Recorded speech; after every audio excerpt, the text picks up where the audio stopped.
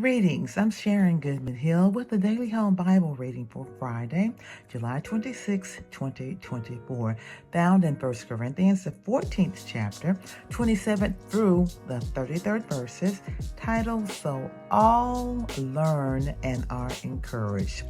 This passage deals with orderly worship and the use of spiritual gifts in church services.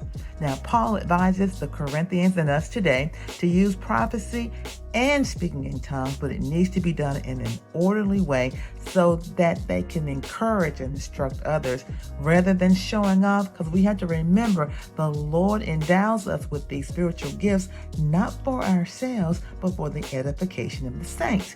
So we know that the scripture also tells us no flesh will glory in the Lord's sight. And another passage reminds us that we should let all things be done decently and in order. So in this passage, Paul emphasizes that orderliness and building up the church should guide any worship meeting. So having a plan is not unspiritual.